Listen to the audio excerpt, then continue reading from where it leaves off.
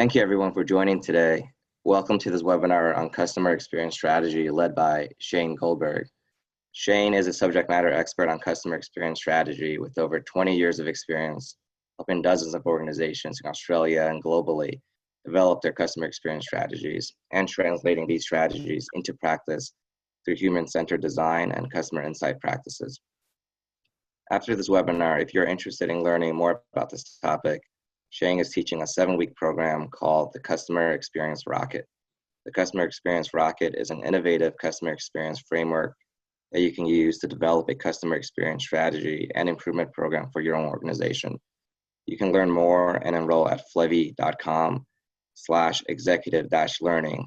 Flevy is spelled FLEVY.com. We will be recording this webinar. Afterwards, I'll email everyone a link to this recording so you can rewatch and share with your colleagues. Now, without further ado, I'll turn things over to Shane Goldberg. Thank you, David, and welcome everyone to this webinar. I should apologise at the start. I've got a cold, so my voice is a bit croaky and I might cough a bit on the call, but hopefully that won't take away too much from the content. So I am looking forward to taking everyone through the customer experience rocket.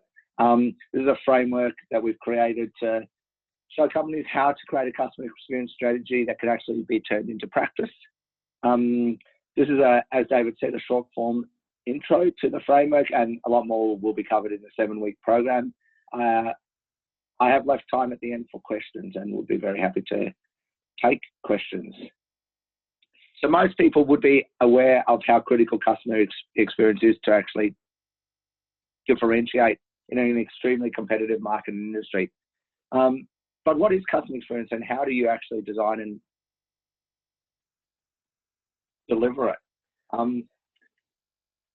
What I'm going to start with is having a look at some data to just show why customer experience is so critical. And there's a bunch of business metrics that and research that has highlighted why it is so important. Starting with churn, so when customers leave a company. So Forrester's done a bunch of research around that and found that a vast majority of consumers that experience poor service are going to leave for a competition, and customer experience leaders have about 20% more customers that won't switch brands.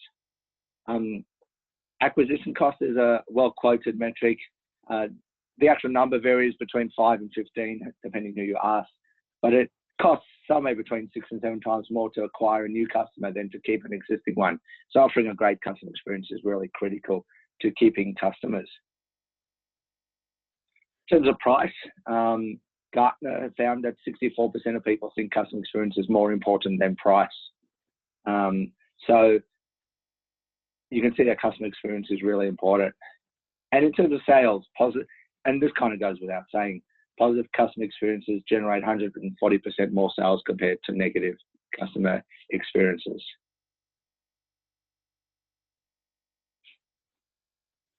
So it is important to understand what customer experience actually is. And different people have different definitions of customer experience. And I'll start by covering what it's not. Excuse me. So customer experience is not just customer service. It's not just marketing or online or user experience or product. I actually prefer a definition from Harvard Business Review. It's a sum totality of everything a customer does with you, basically. Everything a customer does and engages with the company over time, through the entire time from go to woe and everything in between. So what does that mean in practice? Well, as I said, every function and activity in a business impacts on an experience that a customer has with the company. You can see a few of them listed up here, but it's really everything in a company impacts on customer experience, either directly or indirectly. Everything from sort of sales and service directly through operations and product management and analytics and people functions and finance and everything like that. All parts of the business are involved in and impact customer experience. But really there are 2 critical success factors in delivering great experiences and in having a great customer experience strategy. And these are experience design and business alignment. So the first of them is actually designing great experiences based on a really deep customer understanding. And I will be going into a lot more detail on these items as well. And then the second, as I said, is to align the business to actually deliver those experiences consistently and effectively. And it's important to keep in mind that one weak link in that delivery can break the overall customer experience. And as I highlighted previously, all parts of the business impact on experience. So one weak link will have a really bad impact. What many leaders in companies don't realize is that it is these two components that are needed. It's not just experience design. There's a lot of companies using things like human-centered design or other practices and creating wonderful experience designs and customer journey maps and other artifacts. But if the business is not aligned behind delivering those experiences, then the organization will fall over in trying to achieve those experiences. So a while ago, I was thinking about the best way to illustrate these two concepts to clients. That is the fact they need to design great experiences, and I guess even more importantly, they need to align the businesses to actually deliver those great experiences. And then I thought, what better way to do this than to show how to help my clients take their customers to the stars. And that's where the analogy of a customer experience rocket came in. So using the customer experience rocket, you can define exactly what experiences you're trying to deliver to your customers and then ensure alignment of the business to those experiences. And there are 4 components to the rocket, as can be seen in this diagram. The first 2 tie into experience design, and the next 2 tie into business alignment. I will go into each of these in more detail, but just very quickly, the astronaut themselves is probably the most important cargo in the rocket, and they equate to the customer. Excuse me. The experience that the customer or that the astronaut goes through is in the command module. That's where they think, that's where they see and feel things. If that's not designed effectively, they won't survive the journey. And similarly, your customers, in their experience, won't stay a customer for long if the experience doesn't meet their needs. Of course, designing a great command module and customer experience is not really good enough. You have to actually get the rocket to lift off and get into space. That's where the other 2 modules come in. The first is the actual main body of the rocket, which equates to the business capability. If the actual rocket is not capable of getting into space, or the business is not capable of delivering their defined experiences, then everything is going to fall apart. And finally, all of this is underpinned by the engine of the rocket, which is equivalent to the culture of a company. If that isn't customer-centric, then there's no way that the business is going to function effectively. And there's no way that the rocket is going to reach space as desired. So let's go through each of the components, and we'll start with the customer or the astronaut. This is arguably the most important component in any rocket. Keeping the astronauts alive, happy and healthy is the most important job. If that doesn't happen, the mission has been a failure. And it's similar in business. Keeping customers happy and meeting their needs is one critical job for any organization.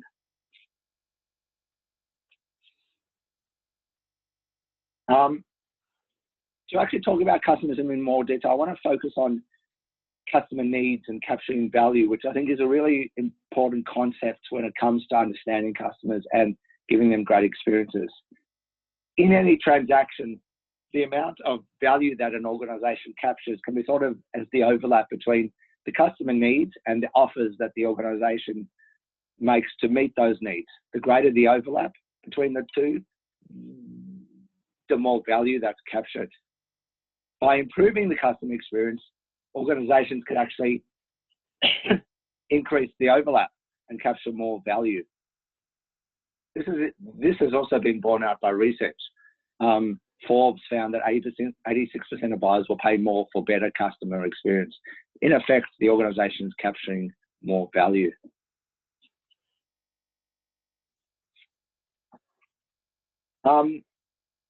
In fact, the previous diagram was actually a bit simplistic, as there are actually multiple ways to increase the overlap between the two circles and capture more value. The first main one is the one that I've already shown, which is to meet the current needs of the customer better and give them better experiences, thus increasing the capture of current value. The second way, and it ties in, is to capture more value, is to actually increase the size of the customer pie by uncovering additional customer needs that are not being met, and then meeting those through actually delivering experiences that meet those additional needs. But understanding customer needs and understanding customers and determining their needs is not always easy to do. Both of those overlaps that I showed previously involve really understanding customers and getting significant insights. And that's really where the customer experience strategy starts. In fact, I'd suggest that without deeply understanding customers, delivering great experiences is almost impossible. So how do you really understand needs of customers? Excuse me. What I'm not going to do on this webinar is go into great detail around observational and survey methods. That will be covered in more detail in the 7-week program. But one easy tool I like to use is the 5 Whys tool, which I've borrowed from Six Sigma, which is a system that some people on the webinar may have heard of. Using this tool, you basically continue to ask why a customer has this need when you think you've identified a need. So for example, let's say it's a furniture store, as seen on the screen, and the stated need of a customer might be, I need new furniture for my lounge room. When you ask why, the first why, it's our current furniture is looking old. When you ask again, it's I don't want to look like I can't afford new furniture. The tool is called 5 Whys because in some cases you can ask 5 whys and get it to a really deep-rooted underlying need. If you can target those root cause needs in delivering great customer experiences, then you can go a long way to capturing significant customer value. Needs aren't the only thing that you need to capture from customers, but they are really critical to actually delivering great customer experiences. Excuse me. One tool that I really like, it's a freely available tool online, not one we've created, is the empathy map. It's a great tool to get into the minds of customers and understand who they are. If you search online for empathy map, I'm sure you'll be able to find it, and you can see the tool here. So it's a good tip for people that really want to understand their customers. Now, if we move to the next component, the command module or the experience. So as I talked about previously, the command module is the experience that an astronaut has with the rocket. It's what they see, feel, and hear as they're on their journey into space. Similarly, customers have an experience with the company, things they see, hear, and feel that impact on their perception of the organization as a whole. The design of great experiences should be based on a set of key principles. Many people, and I'm sure some people on this call will have either heard of or even practiced things like human-centered design or other activities around designing great experiences. These are very beneficial and definitely things I recommend using. I won't cover them here in detail. There will be a bit more in the full course. But instead, I quickly wanted to touch on a number of design principles that I think are really at the core of how to design experiences with customers in mind. And these are principles that can be used in any situation, really. And the first of these is really customer in, not company out. Too many situations that I've read about or seen directly where companies think they know best as to what the customers want, and they design experiences based on what they think, not what the customer actually says or thinks or what the needs of the customer are. They also need to be based on end-to-end customer needs, not interactions. It's important to think about what the customer is trying to achieve and not optimize just for this online visit or phone call or whatever the customer is doing, but really the end-to-end experience that the customer is going through. The next two are actually tied together. Reducing effort. there's a lot of research to show that customers want low effort experiences in many situations. Not all situations, actually. There is some research to show that certain experiences customers don't mind effort, but in general, cutting down effort. But overall, making it easy for both for customers and employees is really critical. I will talk further on and more about employees and team members and why it's so important to think about them. Make sure that the overall experience is easy for them as well as customers. And it's important to keep the overall relationship in mind. Customers generally don't only buy once. They buy and they use a product. They often buy again. And it's important to keep that overall relationship in mind. As I said previously, it's much cheaper to keep a customer than it is to get a new one. So keeping a customer, making them happy, meeting their needs ongoing is really critical. The other thing I think it's probably a bit neglected in some of the design activities that people talk about is moments that matter. So customers experience many touch points in their experiences with a brand or service or product, but they're not all as important as each other. And the most important touch points are those which are most critical to customers' experience. And those are the moments that matter. I often think in human-centered design or journey mapping exercises, many companies don't focus enough on these critical moments given how important they are.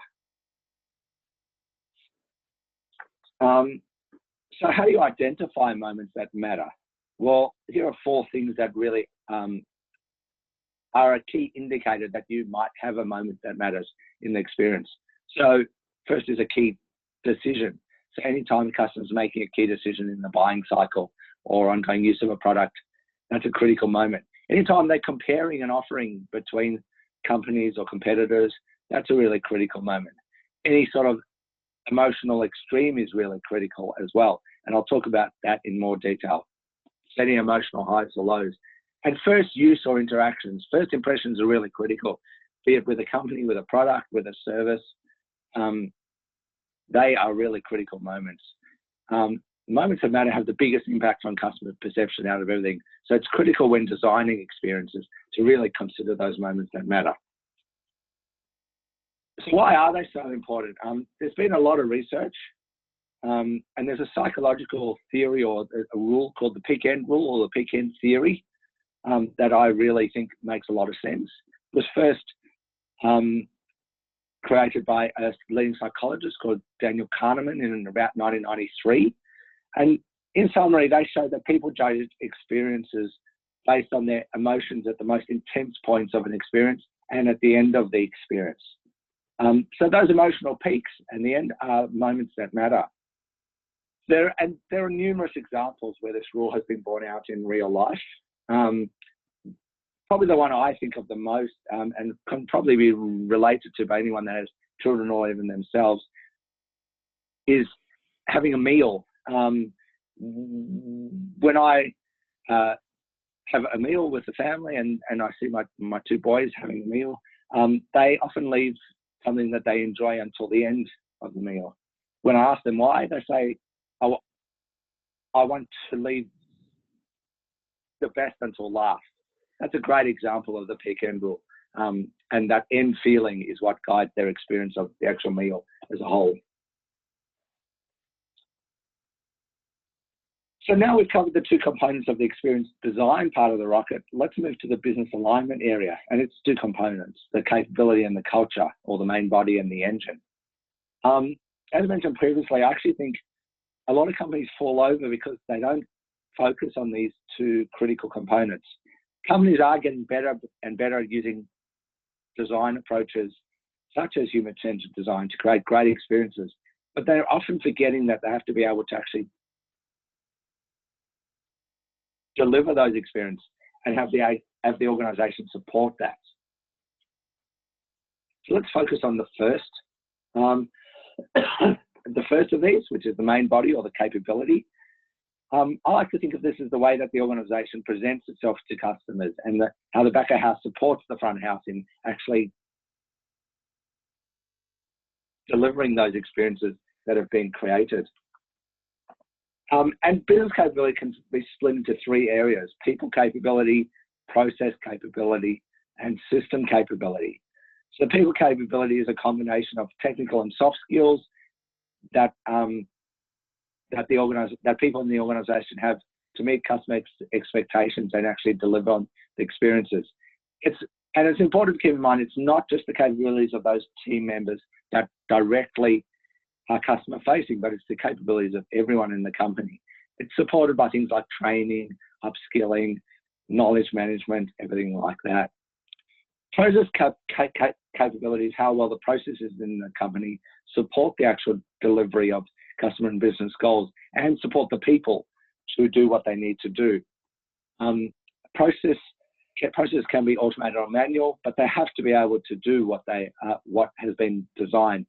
And I should point out the order of these is laid out on purpose, because the process does support the people and the system supports the process and the people. And the last one of these is system capability. So these are the tools and systems of the company and how well they support the people and processes to achieve the customer and business goals. And from what I've seen and lots of examples, often systems hinder the people and processes. They don't help. And it's one of the major gaps and issues that companies have. Probably the easiest way to understand this is to look at an example. So let's imagine an online retail business that sells clothing. And they've defined a number of critical activities in their experience and critical moments that you can see down the left-hand side: virtual changing room, live chat, next day delivery, and free returns. And you can see the people capability, process capability, and system capability at a high level that has been defined for these moments. So, for example, for the virtual changing room, not a lot of people capability, but in process capability, they have to, for new product onboarding, they have to 3D model the products so that it can be included in the virtual change room. And the system has to be an online system that allows 3D views of clothes. Let's move to the next day. Delivery.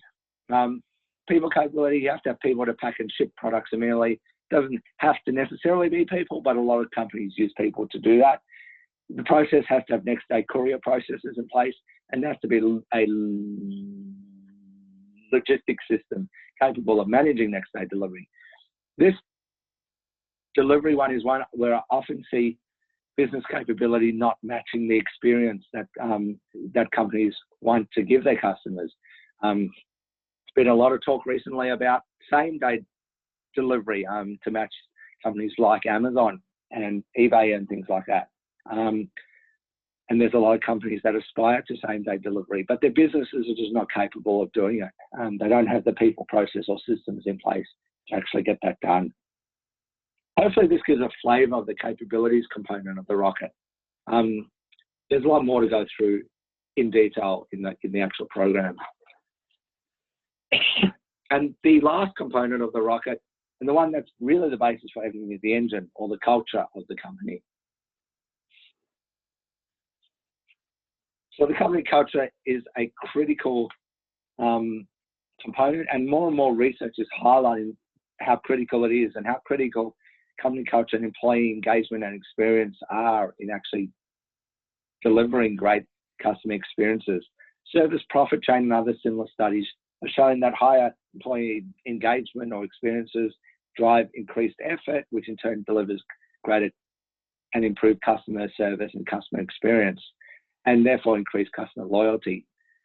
So actually defining the customer focused components of a culture is really critical to success in sustainable delivery of a customer experience strategy. And customer-centric cultures, we went through, and after examining a range of companies and looking at a lot of literature, came up with 14 components of culture that show whether a culture is customer-centric or not. These can be seen on this page and the next, and I'll run through some of them. There's also a diagnostic tool we've created for companies to self-assess their culture and work out how customer-centric it is, and that's actually available on Flevy. So let's talk through some of these just to give you a flavour. of the kind of things that make a company customer-centric. So let's talk about vision and goals. Many companies have visions or missions and goals. So what's customer-centric? Well, customer-centric is where there's customer language included in vision and goals. And business success is linked to customer outcomes. Not customer-centric is where customer language doesn't feature in those vision and goals. Often I see goals that are very financially focused, for example, but not necessarily customer focused. Let's talk about physical artifacts, the fourth one down. So this is what physically you see when you go into a company. Do you see visible customer measures and scorecards and tickers? Do you see posters and materials on walls? Does the fit out reflect customer types? Is the language used in a company reflect that used by customers? Or does the physical artifacts not reflect the customer and don't talk about the customers, don't reference the customers? The really critical one is the last one on this page, which is leadership behaviours. There are too many situations that I've seen and too many case studies where leaders at the top, from the CEO down, don't focus on the customer. They may say they do, but they actually don't in practice. And instead they focus on productivity and finances. And that permeates throughout a company. It's not a customer-centric culture. But if leaders at the top do focus on the customers, that is really customer-centric. And here's the additional 8 items. I won't go through them in detail. But you can see it covers all kinds of things like process flexibility, decision-making, resource prioritization, training and support. And very importantly, the last one is recruitment. Focus on hiring people with a customer-focused mindset and behaviour. It's really critical to customer-centric culture. So in summary, the customer experience rocket's a great framework for thinking about customer experience strategy because it makes it very practical around how do you design great experiences and how do you get your business aligned to those experiences. Without that alignment, any customer experience activity or program is really doomed to failure. There are a bunch of other tools that you can use to capture customer experience strategies and within each of the components of the actual rocket. And the 7-week program goes through those in a lot more detail. So thank you, everyone. And David, I think we can now open it up to any questions. Sounds great. Yeah, thank you, Shane. I think this, I really like your analogy with the rocket. It's very intuitive, I feel, the way you broke that down to the 4 components. Just real quick, for those who joined late, I know you referenced the 7-week program a few times. If anyone wants to learn a lot more about the customer experience rocket, Shane is teaching a 7-week program, and you can enroll and learn more if you go to flevy.com/executive-learning. And afterwards, when I email everyone with the link to this recording, I'll also send some more materials around your program as well.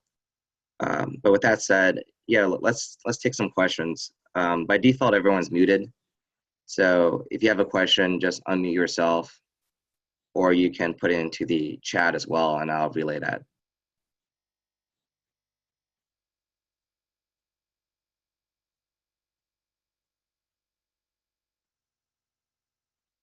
But I guess as we wait for questions, I can start off with a question. Oh, Ed. Hi, Hey. I really, really like your rocket. I agree with you. The only problem that I have is that you show the rocket as being the customer. I think, I'm sorry, the astronaut being the customer. I think that the astronaut is the company leadership, and the company leadership has to drive the rocket in the right direction in order to achieve the customer experience that you describe in the rest of your seminar. And I found myself thinking about that, and I was really having a problem because I don't see the customer as making the decisions that need to be made in order for us to satisfy the process. I like simple things, and I think the rocket is a simple thing. And I'd like to rally companies around some simple things. And I could see taking your rocket, posting it on every team board, and using it as a learning device to drive the process. And I would like to have the team feel that they're engaged in making that happen. And that's why if we change the astronaut from the customer to the leadership team and even the team leaders, I think we got a real winner for my organization. Okay, great. Well, thank you for that.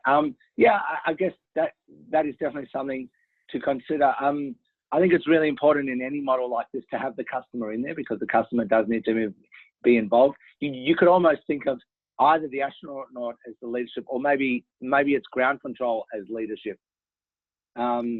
Yeah, or ground control, some way to engage the leadership in this process and say, hey, leaders, you need to do something in order to make sure all of these activities happen. Yeah, no, definitely. And I agree with you 100%. It's part of what I talked about in the culture bit. And I've seen too many situations where leadership don't buy in and things just fall over. So 100% agree with you on that. Yeah, and for myself, like I said, I lost a lot of your points because I was so busy thinking about how I disagreed that the astronaut was the customer that I forgot the other points that you were making. You distracted me.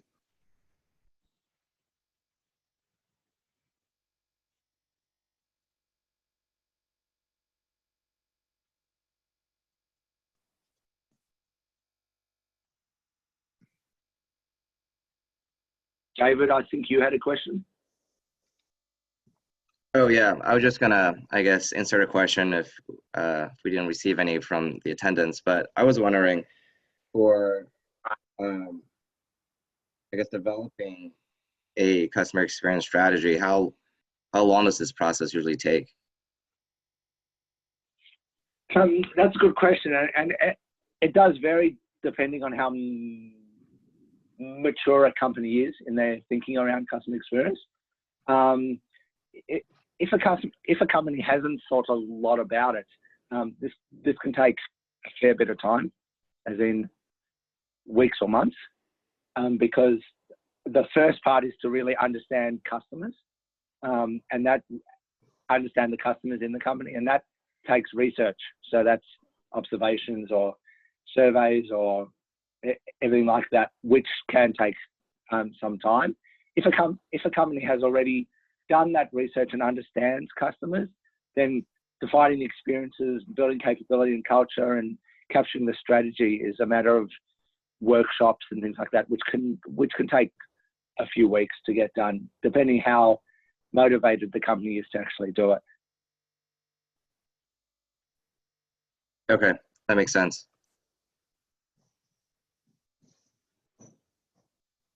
One other comment I have, if I may, is I really like your grids. And I think that each of your grids, and maybe that's the way you design your training program, but each of your grids could be a training program in itself. And we could engage people in the grids and asking the people in the audience, the leadership team of the facility, how they would see themselves achieving all of the goals that you show in the grids, particularly the grid that you show on slides 24 and 25. Yeah, and the training program is designed around each component of the rocket, and there are the grids on 24 and 25, which are the culture ones. There is a tool that we've created around that where companies and leaders do rate themselves around each of those components, as you've said. And one other comment, you had a grid where you showed people and you left that section blank. I think it was where you were showing how we might design a process. And I can't remember exactly, but I remember the slide.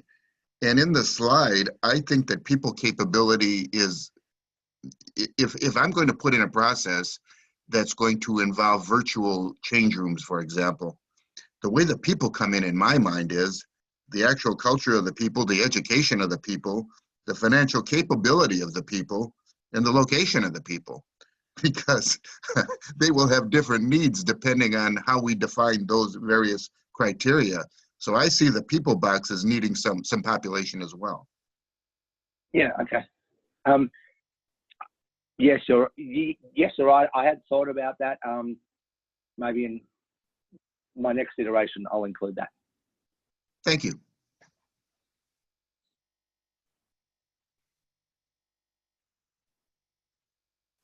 Great. Any other questions?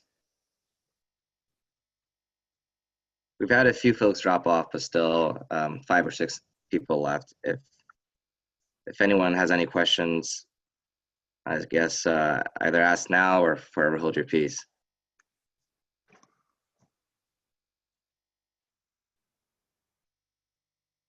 Any more questions from you, Ed? No, I think overall, I think it was an excellent presentation. It was well thought out. I really like the rocket, and I like the rocket because I'm the kind of guy that picks up on symbolism and things that we could use to deploy a concept like customer satisfaction. As a matter of fact, I'm a lean transformation expert, and I really push the fact that lean is absolutely extreme customer satisfaction. And this slide fits quite well into the things that I promote in my training and my presentation. Great, thanks, Ed. Yeah, thanks, Ed, definitely. Oh, sure. Cool. So I guess there's no more questions, that concludes our webinar. Could I give you one other comment? Sure. One last comment has nothing to do with this presentation, but it has everything to do with the time. Did you ever consider that it is 5 a.m. on the West Coast, and one reason why you're having limited attendance is the fact that people don't want to get up at 5 in the morning to attend the seminar? Yeah. We actually did consider that. One of the challenges is that I'm actually based in Melbourne, Australia. Oh, I didn't know that. So your time is totally different. It's nighttime there, huh? Yeah, it is. So we actually I understand now. We actually tried to find a time that worked and could hopefully align for everyone. But maybe if we do this again, we'll have to change the time.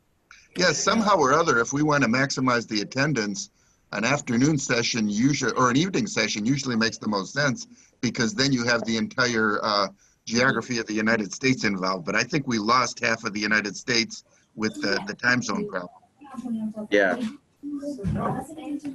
So I guess I see someone else also came off mute. Do you have a question as well, E. Harris? No, not really a question, but I just wanted to say that, thank you so much for this session, and I really like the rocket as well. And Ed, thanks for sharing your perspective of the astronaut being the leadership. From a customer, thinking of customers as being the ultimate destination of what really needs to be improved. I think I kind of agree with both the comments, but I sounding off again of what Ed already said. The rocket is a phenomenal way of demonstrating what you just did. So I really thank you for this session. And I'm in India, so I love the timing. Thank you so much. Well, I'm in America, see, so everybody has a different perspective. I guess one of the things we learned is you have to understand who the customer is, right? Yeah, exactly. Exactly, yeah. That's funny. All right, great. So I will follow up later today with a copy of this recording, especially to those folks who weren't able to attend this webinar. But Awesome. Yeah, thanks again, Shane, for this webinar. Thank you. Yeah, thank you, Shane. Appreciate it. Bye. Thank you. Thanks. See you guys. Okay, thank you. Thanks. Bye.